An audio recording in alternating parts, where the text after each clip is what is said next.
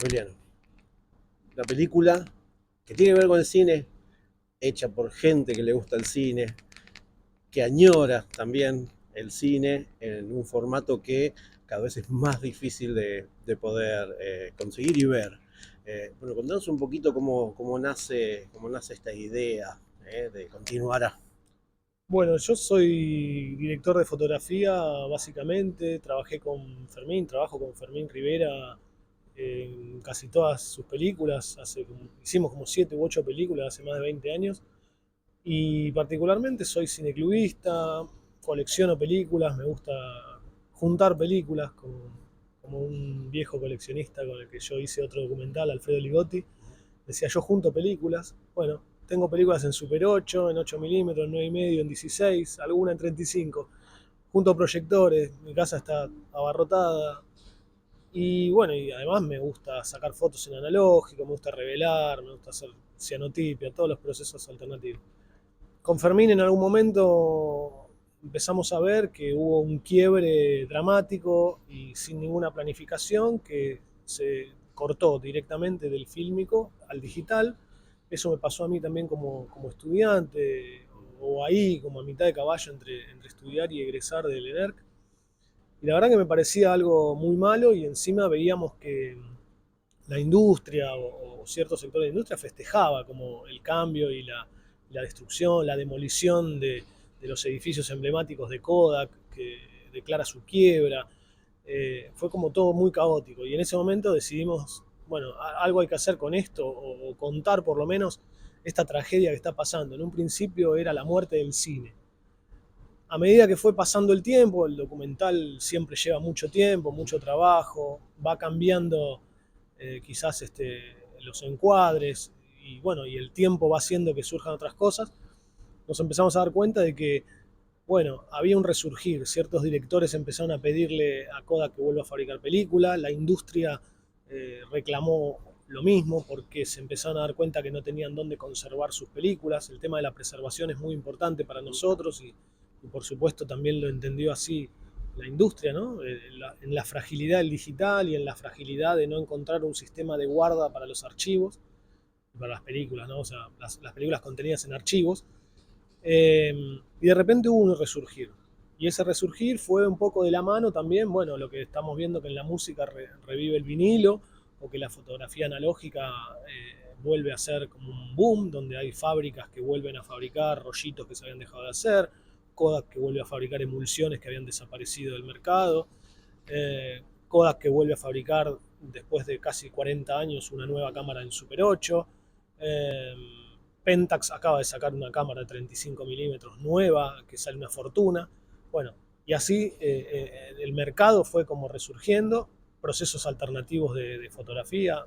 Bueno, y ahí es cuando dijimos, bueno, esto de alguna manera continuará, esto va a seguir, ¿no? Y también encontramos en el documental gente que trabaja con el fílmico y quizás desde lados tangenciales, ¿no? Como interviniendo película o trabajando desde el punto de vista de la instalación, ¿no? Con aparatos bueno, y revalorizar también el proyector, el aparato. Hay uno de los entrevistados dice, si el proyector hubiera estado en la mitad de la sala no se iba nunca del cine.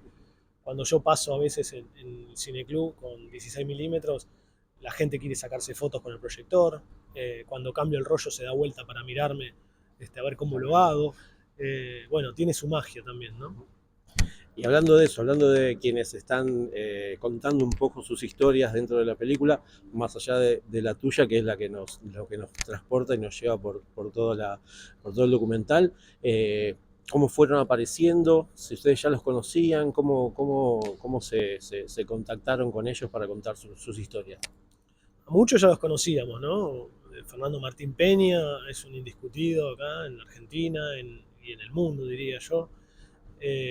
Bueno, Paula Pellejero, que es una referente en lo que hace en la intervención de película, o Andrés de Negri también, un artista que es reconocido mundialmente con sus instalaciones y con sus trabajos. Daniel Vicino, que es el que todos vamos a que nos arregle los proyectores.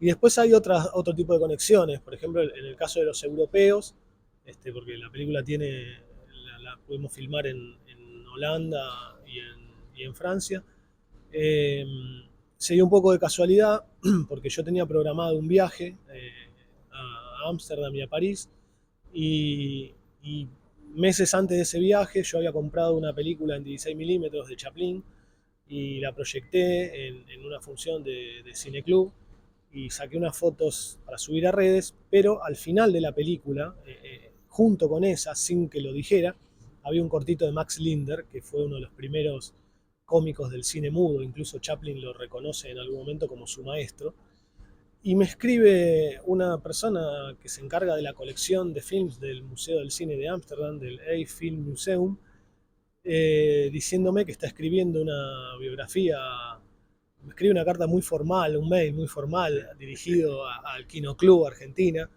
que soy yo, y entonces cómo había conseguido esa película, porque se creía perdida. Ella estaba trabajando en una biografía de Max Linder y esa película no existía en ningún registro, salvo una copia que existía en Uruguay, pero la última proyección que tenía fecha era del año 81. Entonces, técnicamente se consideraba perdida. Bueno, me hizo una serie de preguntas sobre la película y acá tiene que ver también con lo material del fílmico, ¿no? Y con esta cosa de que el fílmico está vivo y que puede ser rastreado en base a la información que tiene el negativo, los datos, se pueden corroborar, por ejemplo, en qué laboratorio fue procesada, de qué año más o menos es esa emulsión o en qué año fue hecha esa copia, y además cómo fue conservada, cómo se mantuvo, cómo llegó hasta hoy. Y en base a eso, bueno, ella llegó a la conclusión de que sí, era esta película perdida, este corto perdido, que bueno, en la época del cine mudo se hacía mucho esto, que era, Max Linder la filmó dos veces. La filmó en 1907 y la filmó en 1914, había tenido mucho éxito. La versión que llegó hasta nuestros días es la del 14, la de 1907 estaba perdida, bueno, es esta.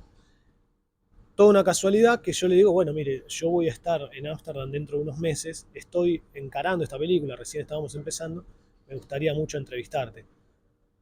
Ahí ella me dice, bueno, yo soy un poco tímida, yo no voy a dar entrevistas, pero te va a dar una entrevista el director del museo. Con lo cual, digamos que la cosa iba escalando. Y a partir de ahí ella también me contacta con Serge Bromberg, que es un coleccionista y restaurador francés muy importante, que hizo la restauración en colores del viaje a la luna de Méliès, una copia que Méliès había pintado a mano y que se encontró casi 100 años después en la Cinemateca Catalana, y se escaneó, se procesó y fue la película de apertura del Festival de Cannes. Es el santo grial del cine, digamos. Con lo cual, nada, descubrir y poder entrevistar a Serge Bromberg, que además espectacular, nos abrió el lugar que estaba trabajando en ese momento, sus nuevos estudios. Bueno, y así se fueron conectando unos con otros. A esos, digamos que no los conocía, conocía el museo, no conocía al director del museo, conocía a Bromberg de nombre, me parecía imposible llegar a él. Y estuvimos ahí muy cerquita de entrevistar también a la directora de la Cinemateca Francesa, pero cuando estuvimos allá no estaba en París, así que nos la perdimos. Pero bueno, pero sí fue un poco así las conexiones. Y después hay otro francés, Fred Carali, que tiene un negocio de venta que yo lo miraba ahí por internet, en la envidia de, uy, qué lindo que es este negocio, cómo me gustaría conocerlo. Claro, es un negocio muy chiquitito en los suburbios, en las afueras de París, que está abarrotado de películas del piso al techo y tiene clientes, porque ahí está en la película. Yo fui y bueno, los clientes van y se llevan películas, compran, digo, hay un mercado. Fred también es cineclubista, proyecta, y bueno, ahí yo quería ir como fanático, ¿no? Y bueno, también le escribí, le dije, le hacía una entrevista, y bueno, siempre con muy buena predisposición todos. Hay quienes siguen diciendo que el cineclub es un nicho, que hay de verdad, que hay de fantasía en eso, porque cada vez que se hace una función de un cineclub va gente. Entonces, ¿cómo es la idea? ¿Cómo es la idea de esto de que si uno tiene una película que la puede ver en cualquier otro formato, espera que algún cineclub la proyecte? Bueno, que es un nicho, yo creo que algo de razón tiene, porque en definitiva también uno se va conociendo con la gente que va al cineclub. Yo programaba en 2 o 3 lados y siempre hay un núcleo de gente que son más o menos los mismos y uno ya se conoce y se recomienda entre ellos.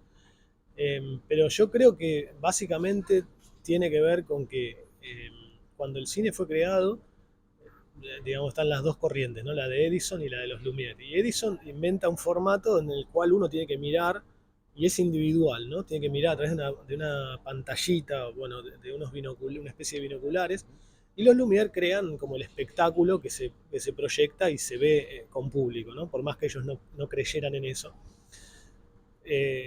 120 años después, lo que nos encontramos es que un poco está ganando Edison, ¿no? Porque estamos viendo las películas solos, las estamos viendo en pantallitas cada vez más chiquitas, y se pierde un poco eso para la cual las películas fueron concebidas, que es la gran pantalla, verlas con gente, compartirlas. Y me parece que eso es lo que tiene de valioso el cineclub, y ahí también yo lo asociaría con la experiencia quizás analógica, ¿no? Porque las plataformas o lo digital nos acerca a, bueno, en un clic tengo toda la cinematografía del mundo. Y eso es bueno, también lo mencionamos en la película, no estamos en contra de eso. Pero bueno, también en el cineclub, proyectado en fílmico o proyectado en formatos digitales, pero el cineclub hace que sea la comunidad cinéfila, ¿no? Y que cuando yo soy fanático de Buster Keaton, cuando veo una película de Keaton y el de al lado se ríe, yo me río más, y podemos compartir la película al final de la función, y hay una comunidad que se forma durante esos 90 minutos, o 70, o 80, o 120 que dure la película, que hace que esa función sea especial y sea única también. Bueno, la película se va a estrenar a partir de esta semana. Contarnos en dónde la pueden ver y los horarios, si ya los tenés. Sí, tenemos los horarios de la primera semana en el Cine Gomón, frente a Congreso. Los voy a decir de memoria, creo que no me los voy a olvidar. 12:45, 14:15, 17:45 y 19:15. Hay 4 horarios. La película se llama Continuará. Y bueno, espero que la puedan ver, que les guste. Esto, digamos, el cine argentino necesita el boca a boca, necesita el esfuerzo de los espectadores también, y nosotros también necesitamos que vengan, porque nos gustaría muchísimo compartir esta película con gente. Hablando de eso, ¿van a estar acompañando alguna de las funciones? Y además, si tienen alguna red social como para que la gente, si no puede llegar o se pierde alguna de los horarios, si puede tener información acerca de la película. Sí, a ver, tenemos 4 horarios por día, lo cual es un montón, está buenísimo, pero también hay que completarlos y hay que acompañarlos. Vamos a estar en casi todas las funciones o en todas las que podamos. Por lo menos de la primera semana vamos a estar en casi todas. Y bueno, sería buenísimo además que la gente... Esta película además tiene la particularidad de que me tiene delante de cámara por primera vez. Entonces va a ser muy difícil esconderme, o que no me conozcan, o que si alguien sale a ver la película no sepa que me acaba de ver. Te pregunte algo. Con lo cual voy a estar en las funciones. Y sí, tenemos un Instagram que es continuará película, @continuará película. Bien, así cualquier cosa la gente, si necesita sacar información, la tiene ahí. ¿Tienen pensado, ahora estrenaron el Gomón, pero tienen pensado hacerla girar por algunos otros lugares? Sí, ya hay algunas proyecciones confirmadas, esto es como minuto a minuto, claro. de a poco, pero bueno, hay proyecciones confirmadas para fines de agosto, principios de septiembre en el cine, en el espacio Inca de Tandil, en el espacio Inca de La Plata, en el cine Lumière de Rosario, 5 y 12 de septiembre, el 28 de agosto en el Teatro Helios del Palomar, y más adelante el 30 de septiembre en el cine 25 de mayo de Villa Urquiza. Bueno, así que ya saben, si no se meten en el Instagram de la película, y ahí van a tener toda la información. Y por último, ¿qué se valora más? ¿El cine o el rojo? Bueno, van a la par, porque las dos cosas me consumen mucho, mucho tiempo y mucho amor, a veces dolores de cabeza, a veces más dolores de cabeza, pero bueno, sí, es algo que va a la par. Bueno, Emiliano, felicitaciones, y bueno, esperamos, no sé si volver a verte del otro lado de la pantalla, pero sí del otro, de la parte más técnica, te vamos a seguir ahí viendo, sobre todo en los títulos de las películas nacionales. Así que felicitaciones. Y última, ahora sí, ¿podemos seguir haciendo cine nacional? Bueno, es lo que todos queremos, y realmente lo venimos diciendo también en las entrevistas, creemos que el esfuerzo y la fuerza que tienen los estudiantes de cine, los espectadores y el prestigio ganado por el cine nacional va a ser muy difícil de detener, por eso también pensamos que el cine nacional también continuará y también con la fuerza de todo eso va a ser muy difícil de frenarlo, pese al momento crítico en el que estamos viviendo. Bueno, felicitaciones. Bueno, muchísimas gracias. Las características propias que tiene el film son irreemplazables. Entonces no es ni mejor ni peor, es único. Yo no veo el fin del film. No murió el óleo, no murió el acrílico, no murió la acuarela, no. Nada de eso murió con la aparición de la fotografía.